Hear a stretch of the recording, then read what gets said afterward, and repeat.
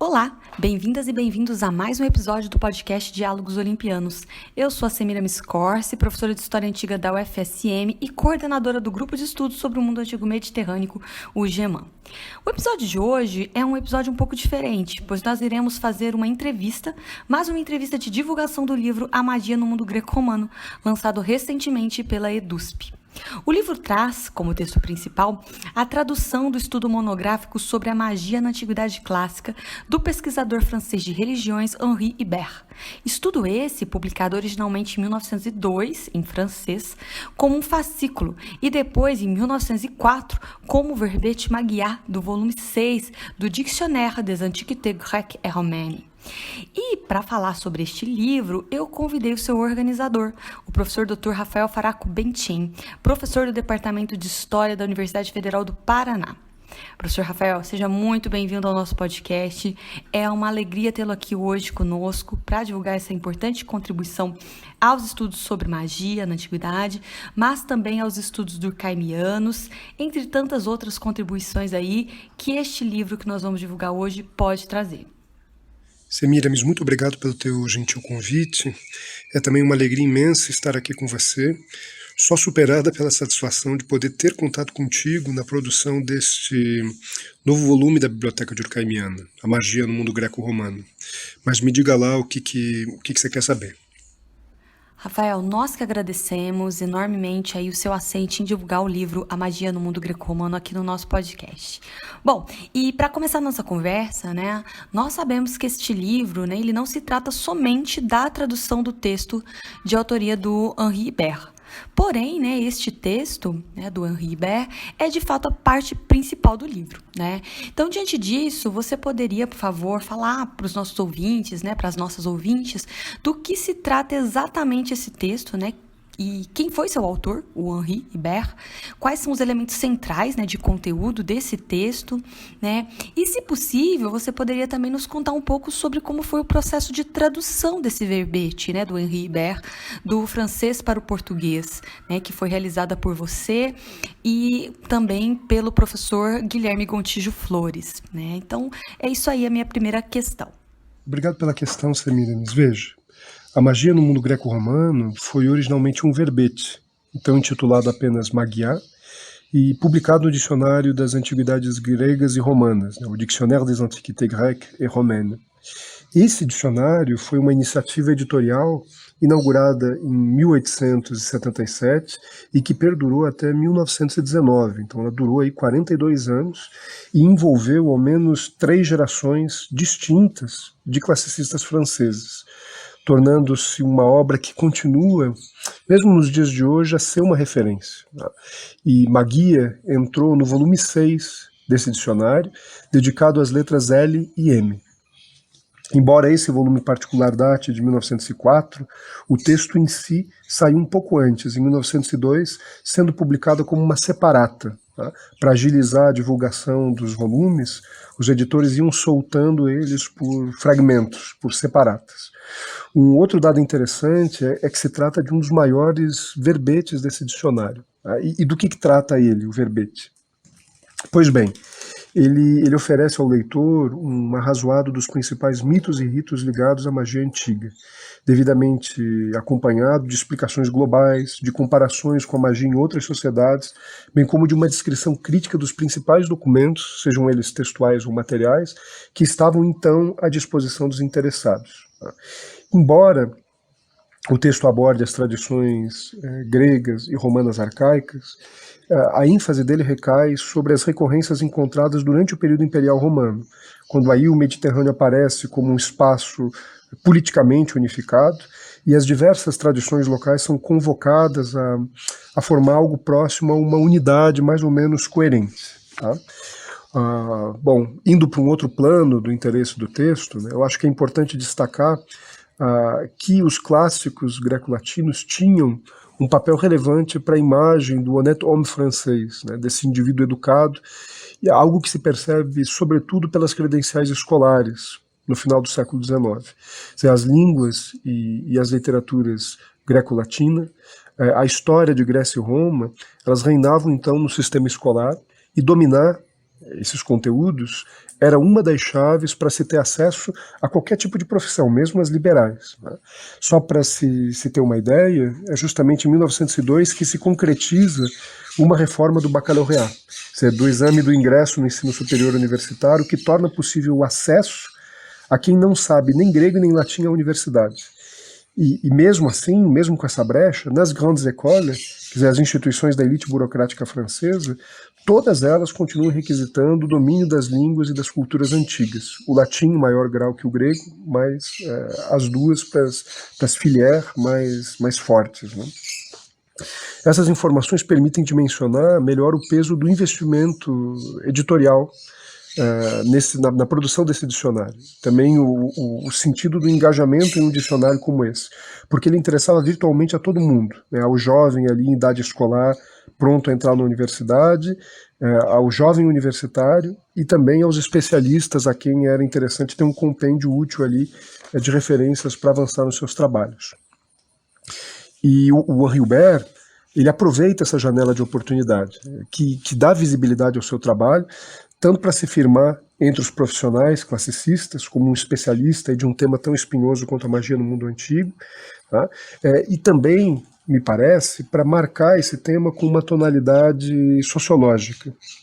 Tá? É bom lembrar que em 1902, o Hubert tinha então 30 anos, e foram justamente nos meses em que ele estava preparando esse verbete que ele logrou obter o seu primeiro posto efetivo e remunerado, como professor na École Pratique des Hautes Études, né, Escola Prática de Altos Estudos, em uma cadeira intitulada Religiões Primitivas da Europa, tá? Religião Primitive da Europa.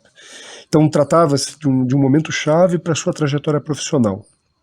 E além disso, ele já estava envolvido desde ao menos 1897 com os sociólogos, algo reforçado pela forte amizade que une a Marcel Mauss e o que o levará a ser um dos principais colaboradores da revista L'Année Sociologique, fundada em 1898 e dirigida então por Émile Durkheim. O Hubert vai codirigir ao lado do Mauss a seção de Sociologia Religiosa e vai tornar esse investimento uma marca distintiva sua em relação aos outros especialistas no mundo antigo. Tudo que eu mencionei até agora está presente no texto. O Hubert se esmera ao máximo para aproveitar a oportunidade e fazer valer aquilo que o distingue de seus colegas, a saber, o investimento sociológico. Todo o tempo, ele evita generalizações e busca escorar as práticas mágicas a determinadas configurações sociais, sejam elas as confrarias dos magos, sejam os diferentes grupos sociais que falam sobre a magia e seus praticantes. E nesse ponto, o relato é sensível ao não chapar, né, ao não essencializar esses grupos. O Hubert sugere que muito do que se diz sobre a magia remete, por exemplo, à representação de um certo tipo de alteridade, seja ela expressa, por exemplo, em termos de gênero, masculino e feminino, ou de tradições religiosas tidas por estrangeiras, né, que são mais afeitas a serem estigmatizadas com o estatuto de magia, ou então mesmo entre grupos sociais que têm status distintos dentro de uma mesma sociedade. Isso aparece, por exemplo, na distinção entre a alta e a baixa magia. E a mais, né, ele mostra como representações contraditórias podem coexistir, o que depende muito de quem está falando e das circunstâncias em que se fala. Outra questão significativa, me parece, é a inclusão do raciocínio evolucionista, que está presente de formas muito diferentes, por exemplo, em Comte ou em Fraser, para citar apenas alguns nomes, e que indica que a magia seria superada pela religião, a qual, por sua vez, estaria fadada a ser suplantada pela ciência. O Hubert aponta, né, valendo-se aí de um kantismo reformado, para o fundamento lógico compartilhado entre a magia e a ciência, mesmo a mais moderna, uma vez que ambas colocam em ação uma categoria, aí no sentido técnico do termo, de eficácia. Em outras palavras, a magia supõe que uma causa gere um efeito, de modo muito similar, de um ponto de vista lógico, à ciência. E daí a ênfase que o Hubert dá à representação dessas forças que movem a magia, dos seres mais ou menos pessoais, dotados de personalidade, que são requisitados pelas operações mágicas por seus praticantes e por seus clientes. Essa preocupação em aproximar a ciência e a magia leva o Hubert a discutir, inclusive, os aspectos técnicos das operações mágicas. Ele busca isolar suas etapas a partir de recorrências narrativas, cruzando tanto mitos quanto ritos conhecidos. Sobre o texto, eu pararia aqui, embora eu poderia continuar avançando muito mais, mas aí eu deixo às e aos ouvintes o prazer dessas outras descobertas, né? Eu ainda preciso responder a última parte da tua questão, que é a parceria com Guilherme Gontijo. O que eu posso dizer a você, Semiramis, é que ela foi motivo de muita alegria para mim, de um grande aprendizado. O Guilherme é um poeta de primeira ordem, um grande tradutor. E nós dividimos o trabalho da seguinte forma: eu fiz toda a tradução do francês e ele se ocupou de toda a parte grega e latina. As poucas palavras em hebraico foram solucionadas com a ajuda aí de dicionários especializados. E aqui, nessas partes em grego e em latim, só alguém com a sensibilidade e a experiência do Guilherme poderia ter guiado o caminho. Porque as fórmulas mágicas, elas estão cheias de onomatopeias, de duplos sentidos, que apenas um poeta e um tradutor experimentado nas línguas antigas pode perceber. Então eu só tenho elogios a ele, né? Da minha parte, além de traduzir, fiz também toda ali a questão crítica das notas, então traduzindo, digamos assim, entre aspas, ou adaptando as referências de época em notas de rodapé aos padrões atuais da EDUSP. Tá? O leitor pode perceber que os padrões de citação mudam das páginas em francês para as páginas em português que estão espelhando ali o francês, né? E isso foi uma parte significativa do trabalho. Eu tive que encontrar as reedições citadas, checar para ver se não havia erro ou incompatibilidade e apresentá-las aos colegas de hoje. Outra pessoa que foi indispensável aqui é a editora com quem nós trabalhamos na EDUSP, a Marilena Vizentin, que você conhece e que tem uma formação aí na área de clássicas, né? Ela controlou muito bem, com muito profissionalismo, o trabalho que eu e o Gui desenvolvemos e teceu várias críticas e sugestões que nos ajudaram aí a chegar no formato final, muito superior à primeira versão que a gente entregou a ela. Tá? É importante destacar esse trabalho editorial, porque muitas vezes se acha que o livro se resolve com os organizadores e tradutores, né? Mas ter uma equipe como a da EDUSP fez toda a diferença para a obra. Acho que seria isso, enfim, para responder a tua primeira questão. Excelente, Rafael. Uma super equipe, né, de profissionais competentes aí, o professor Guilherme, a querida Marilena, né, e todo o pessoal da EDUSP, além, claro, de você, né, que com certeza contribuíram para que juntos, né, o livro alcançasse a qualidade que a gente pode ver como resultado final. Né? Bom, e além do texto do Henri Ibert, que é o centro do volume, a obra conta ainda com um dossiê crítico, né, do qual eu tenho alegria e honra de ter sido convidada por você para participar com uma modesta contribuição, fruto aí dos meus estudos sobre a temática da magia, a qual o texto do Ibert foi de fundamental importância ainda lá na minha iniciação científica, né, no começo dos anos 2000. Bem, então o livro conta com esse dossiê crítico e também conta com uma série de anexos. Sabendo disso, a minha questão agora seria se você pode falar um pouco para os nossos ouvintes, sobre esse dossiê crítico e sobre estes anexos, né? O que os compõe e como essas outras duas partes do livro foram pensadas. A pergunta, Semiramis, é crucial e eu fico muito feliz que você a tenha colocado. Veja, a coleção Biblioteca Durkheimiana, ela não se pretende uma coleção hagiográfica, no sentido de constituir um cânone sagrado a partir do valor intrínseco do texto publicado. Tá, isso não significa, bem entendido, que a gente queira publicar qualquer coisa, né? O mais significativo para nós é permitir uma relação crítica com aquilo que a gente está publicando.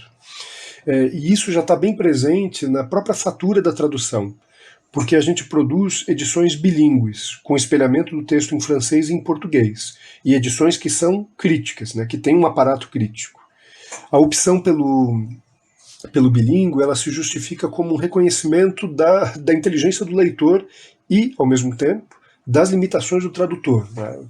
Você bem sabe que traduzir é muito difícil, porque nenhuma língua é um bloco monolítico e as palavras ganham individualmente sentido em numerosas conexões que elas mantêm com outras palavras. Uma tradução, nesse sentido, ela é sempre parcialmente bem-sucedida se cobrarmos dela a pureza de um sentido unívoco original. Não tem como mantê-lo na sua pureza. Você traduzir é recriar, não livremente, por certo, mas o ato em si ele envolve aí escolhas e deixa sempre margem a críticas, né?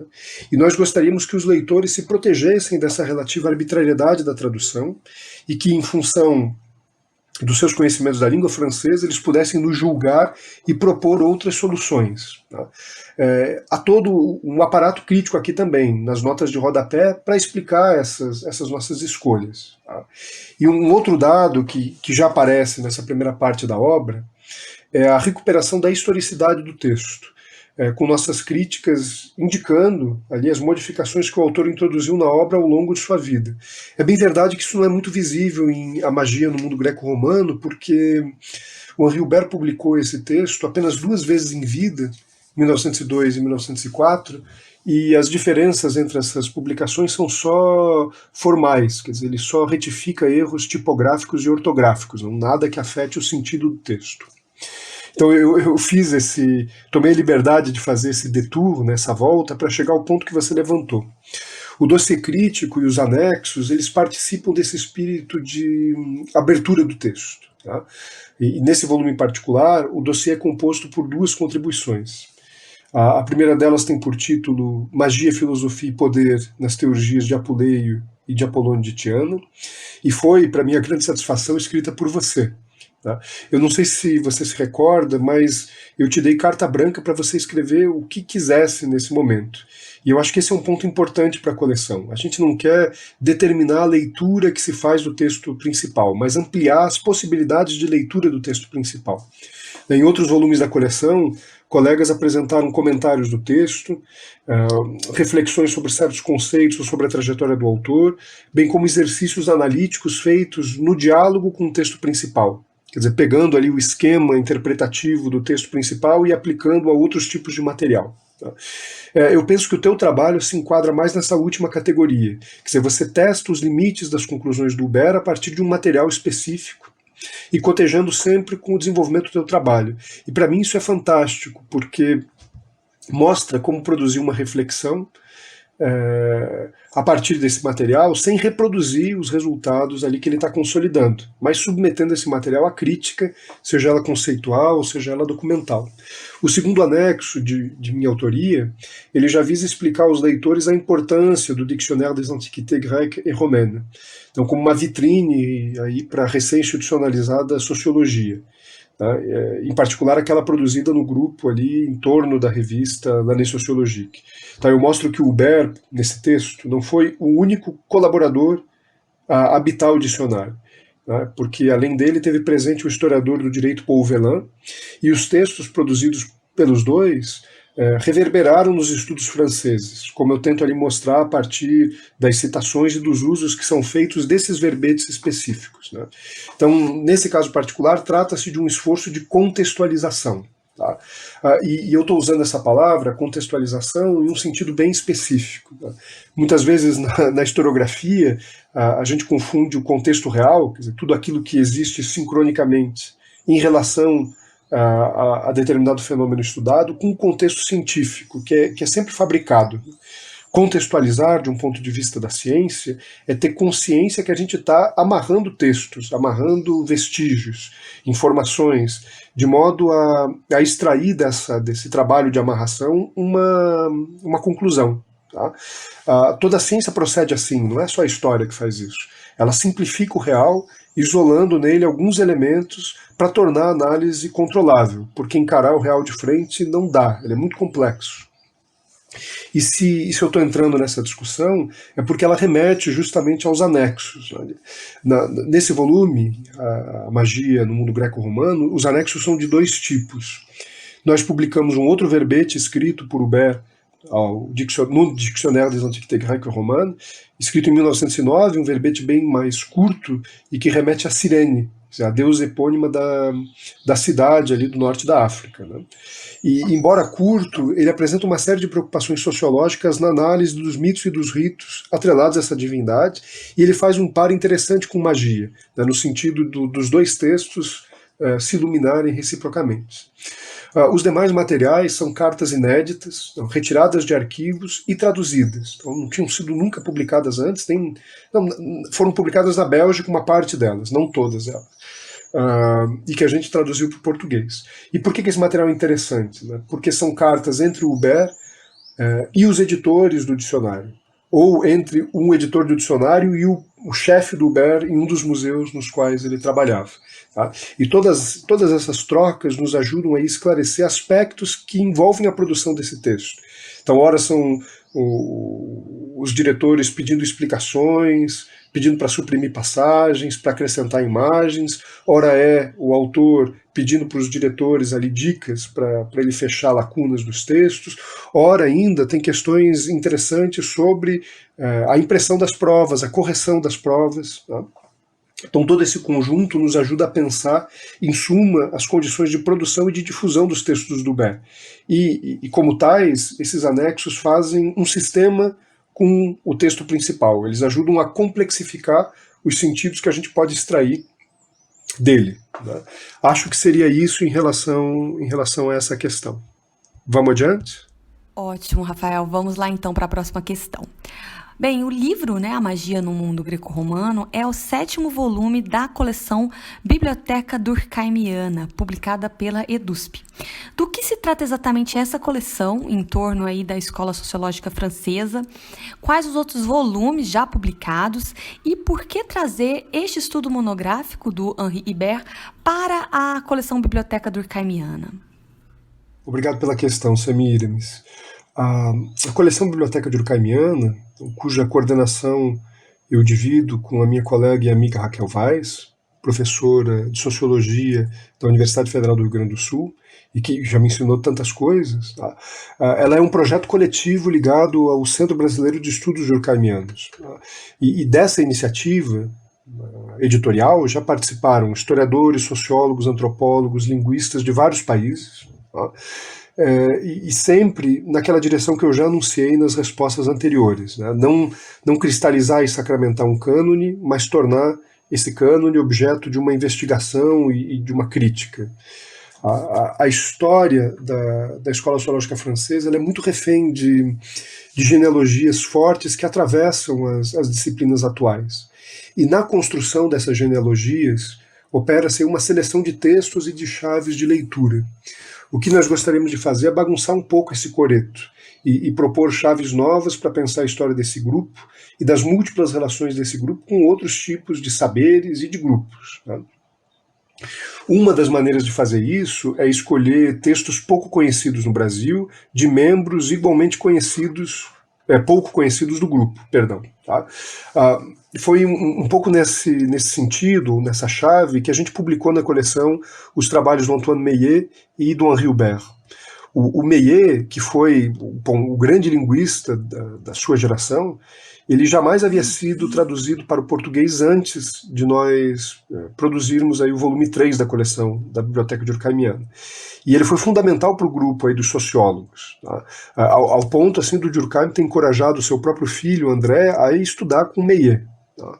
Uma situação que não perdurou porque o André acabou sendo morto na Primeira Guerra Mundial. Tá? E o volume 3 da coleção, que tem por título Como as Palavras Mudam de Sentido, ele permite ao leitor brasileiro dimensionar melhor esse diálogo ativo entre a sociologia e a linguística.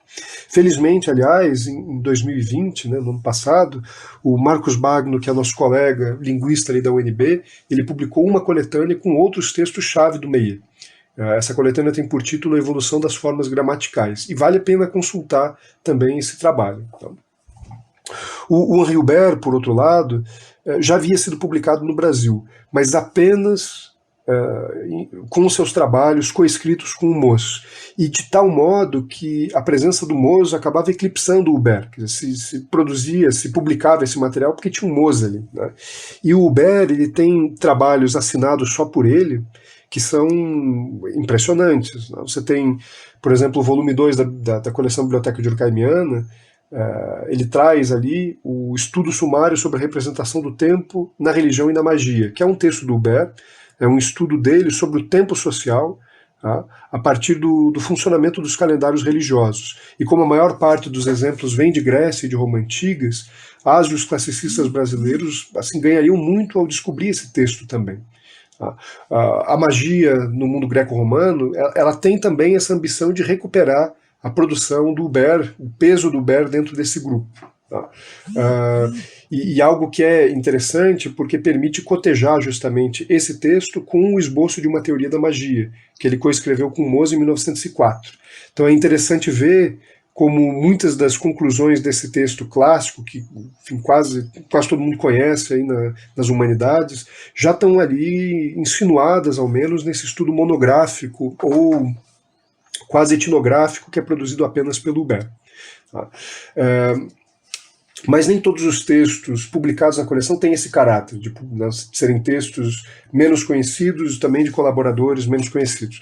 A gente faz, às vezes, a publicação de textos que são pouco conhecidos de autores que são bem conhecidos do grupo, como é o caso do Individualismo e os Intelectuais, do Émile Durkheim, que já era conhecido no Brasil, mas que a gente trouxe ali para a coleção com toda uma série de anexos que tornam ele mais compreensível. A gente publica ali o artigo do Brunetière que deu o mote para o Durkheim escrever esse texto. Esse texto é uma resposta ao Brunetière, e também colocamos no anexo outros textos do Durkheim sobre a mesma questão. A gente está para lançar agora, no final do mês, um outro texto do Durkheim, esse que nunca foi traduzido, que se chama Sobre o Totemismo. E sobre o totemismo, de 1902, ele traz justamente a primeira manifestação do Durkheim sobre a religião totêmica, o que o coloca ali no início da trajetória que vai culminar com a publicação das Formas Elementares da Vida Religiosa 10 anos depois. Tá? Então é interessante ver como que a gente traz esses textos específicos justamente para sair um pouco dos textos mais conhecidos, dos textos mais clássicos, ou permitir a sua maior problematização. Tá? Eu acho que um outro exemplo nessa direção seria o volume 6 também da coleção. É um texto que se intitula A Moeda, Realidade Social, do François Simian. Aqui no Brasil a gente só conhece o Simian que critica os historiadores e que publicou lá na Revue de Synthèse Historique um primeiro texto sobre essa relação entre história e sociologia. É quase irônico, porque o Simian publicou muita coisa depois, inclusive sobre essa relação entre história e sociologia, coisas mais complexas, mas a gente só conhece esse Simian. Tá? Então trazer à tona esse texto do Simian sobre a relação entre crença e valor econômico ajuda a compreender como que a sociologia durkheimiana não homogeneiza o social e tampouco é refratária às transformações, que são clichês que a gente escuta muito sobre esse grupo. Né? E eu acho que tem mais uma alternativa ainda. Tá? Uma possibilidade que a gente levantou e colocou em prática na biblioteca durkheimiana é trazer textos conhecidos de autores igualmente conhecidos, mas numa nova versão. Os textos que a gente publicou do Marcel Mauss, por exemplo, que são os volumes 4 e 5, nós o fizemos porque nós queríamos mostrar para o leitor que o texto que ele conhece em português é diferente daquele que saiu na França, tá? Do original, pelo menos. E para dar só um exemplo disso, a gente conhece o texto do Mauss, Relações Reais e Práticas entre a Psicologia e a Sociologia, como um capítulo daquela coletânea organizada em 1950 pelo Georges Gurvitch, né, Sociologia e Antropologia. Mas o interessante é constatar ali que a versão original desse texto, publicada em 1924, então 26 anos antes, ela é significativamente diferente. Tem partes inteiras que foram suprimidas, sobretudo das discussões, e que não aparecem no texto de 1950.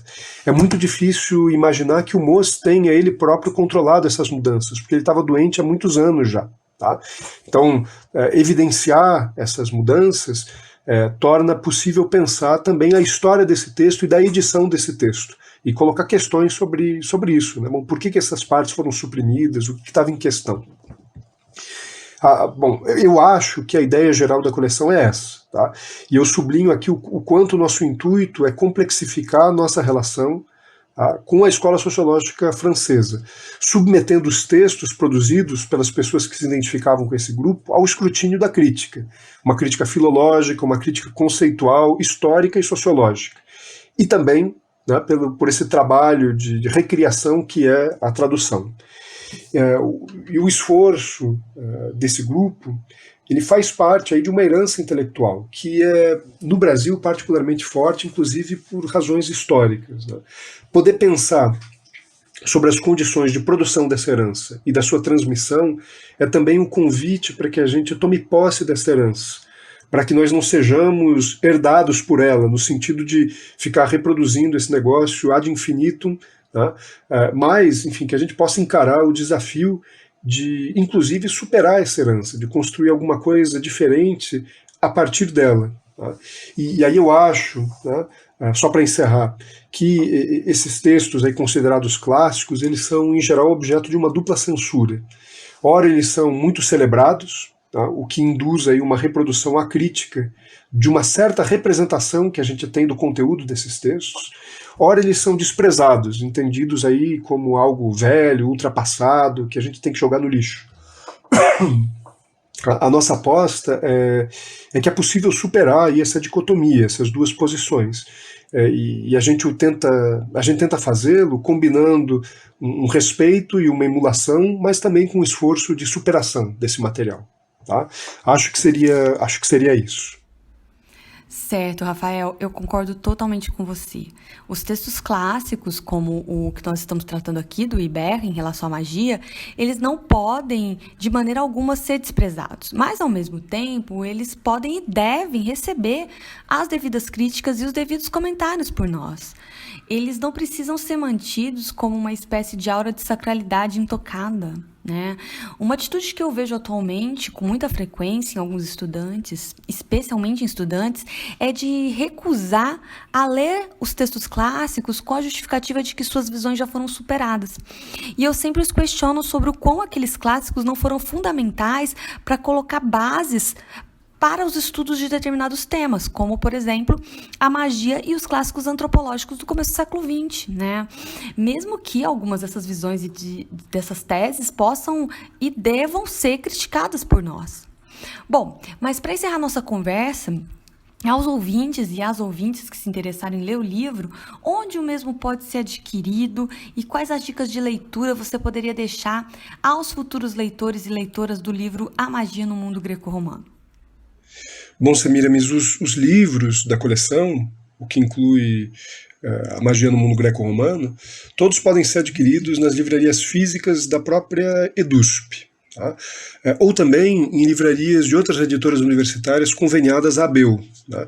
A ABEU, a Associação Brasileira de Editoras Universitárias, tem um programa que permite o compartilhamento de títulos entre as lojas das editoras, o que é sempre uma forma aí de atalho, de encontrar um atalho para chegar a essa produção das editoras universitárias brasileiras. Ela também pode ser encontrada em livrarias privadas que trabalham em consignação com a EDUSP, ou em sites virtuais da própria EDUSP e desses parceiros comerciais da EDUSP, né? Nesse caso, eu sugiro, quer dizer, quem for comprar esses volumes via virtual, eu sugiro que as e os ouvintes priorizem os sites das próprias editoras, que costumam trazer promoções, e isso faz com que se cortem aí os intermediários entre essas editoras e nós, né? Mesmo que por vezes seja um pouco mais caro comprar nesses sites dessas livrarias, é certo que nesses casos o recurso vai ser revertido aí para a estrutura dessas editoras, né? E eu digo isso porque eu estou desde julho à frente da editora da UFPR, e eu posso garantir a vocês que nos escutam que as negociações com as grandes plataformas de venda online, né, elas são muito draconianas, são prejudiciais às editoras públicas, que tanto fizeram e ainda podem fazer muito pela ciência nacional. Então, eu acho que essa aí é a primeira dica, né? A segunda dica que eu daria é pegar esse volume com esse olhar crítico ao nosso próprio trabalho crítico. Tá? Então, testem a tradução, passeiem pelas notas de rodapé, pelos textos dos dossiês e os anexos, né? E façam isso para tentar extrair desse conjunto uma dimensão mais humana, não só em relação ao autor que produz esse negócio, mas também a todos os outros trabalhadores da cultura, os tradutores, os editores, as pessoas que trabalham ali na produção da obra dentro da editora, todo esse trabalho, torná-lo aí visível e compreensível e criticável, tá? Mas sem, evidentemente, se contentar com esse negócio. Tá? Você tem muitas coisas para serem ditas ainda desse material a partir dele. Tá? E eu acho que, por exemplo, para relembrar o teu belo texto ao dossiê, é uma maneira de produzir nessa direção. Né?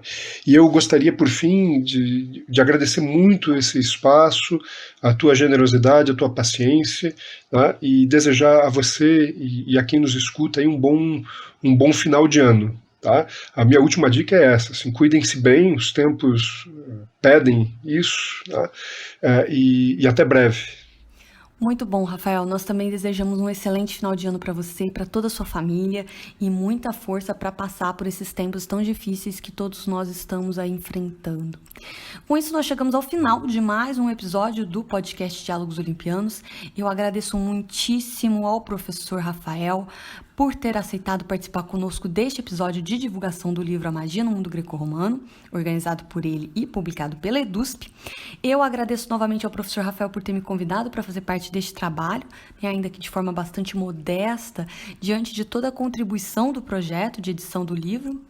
Eu ressalto que o livro A Magia no Mundo Greco-Romano trata-se de uma grande contribuição mesmo, aí, com vários desdobramentos possíveis, mas em especial aqui, eu gostaria de ressaltar sua contribuição aos estudos sobre o tema que me é caro, que é a temática da história da magia na Antiguidade. Porque o texto do Henri Ibert, ele compõe um retrato bastante preciso sobre tudo o que se sabia em relação à documentação mágica antiga no início do século XX. E ele continua, mesmo com as variadas descobertas que foram sendo feitas desde então, dando sua contribuição e servindo como um excelente estudo de introdução ao tema. Para mim foi muito bom falar sobre este texto do Henri Ibert, porque, como eu comentei, ele foi fundamental no começo dos meus estudos sobre história da magia, ainda lá durante a minha iniciação científica. E para quem se interessou pelo livro, o mesmo, como o professor Rafael já disse, está à venda no site da EDUSP e nas livrarias físicas da EDUSP, mas também em outras livrarias físicas e virtuais. Eu também sugiro a todos e todas interessados na temática e na obra do Henri Ibert que leiam o texto Esboço de uma Teoria Geral da Magia, que foi escrito por ele e pelo Marcel Mauss e publicado no Brasil pela Ubu Editora e também pela editora Cossack Naif, como parte da obra Sociologia e Antropologia, de autoria do Marcel Mauss. Eu gostaria de lembrar que este episódio também foi pensado a partir do trabalho que já vem sendo desenvolvido aqui no podcast Diálogos Olimpianos, de elaboração de conteúdo e de divulgação de estudos acadêmicos sobre a temática da magia na Antiguidade. Eu convido vocês a acompanharem a série Magia na Antiguidade, que conta aí com 3 episódios já publicados, os episódios 33, 44 e 46, e outros que ainda virão por aí. Além de outros episódios que não fazem parte da série, mas que também abordam este tema, aqui do nosso podcast, que são os episódios de número 10, sobre a deusa Hecate, o de número 29, sobre as feiticeiras da sátira 1/8 do poeta Horácio, e o episódio 51, sobre magia e gênero. Estes 2 últimos foram aí especiais de Dia das Bruxas de 2020 e de 2021, respectivamente. Bom, e não deixem de seguir o Diálogos Olimpianos no Spotify ou nos demais agregadores de podcast que os episódios estão sendo disponibilizados. Sigam também o Geman pelo Instagram e até o próximo episódio.